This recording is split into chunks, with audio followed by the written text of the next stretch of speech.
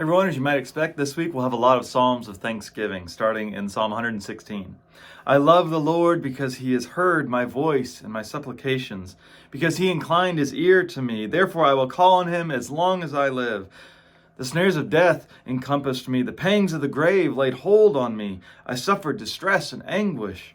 Then I called on the name of the Lord. O Lord, I pray, save my life. Costly in the sight of the Lord is the death of his faithful ones. O Lord, I am your servant. I am your servant, the child of your maidservant. You have loosed my bonds. I will offer to you a thanksgiving sacrifice and call on the name of the Lord.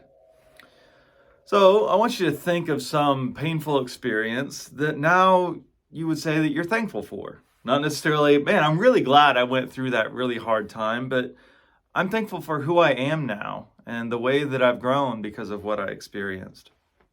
I think that's what's happening here. The psalmist sounds like they nearly died. Now, I assume that's literal, maybe not. It feels like there's a lot of times these days where we could say, man, I'm dying out here.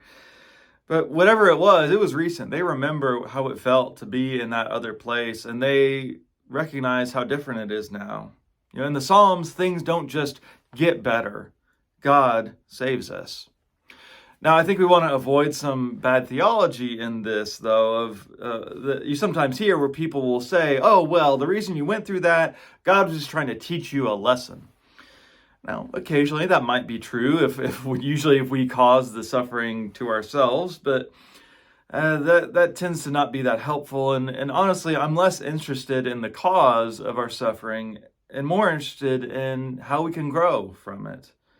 Because that's, again, why we can be thankful. As we think about thankfulness all week, there are two attitudes toward gratitude. One is about debt and duty, that when somebody does something, that creates an obligation. And the other attitude is that it's about gifts and responses.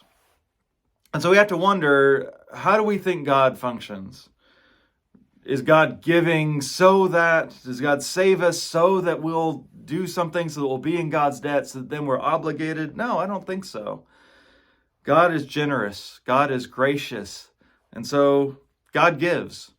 Grace itself, the word means gift. And everything that God gives is a gift. There's no obligation. There's no debt. But hopefully we respond in kind. So, which attitude are you going to live out? Maybe worry less about paying it back and more about paying it forward.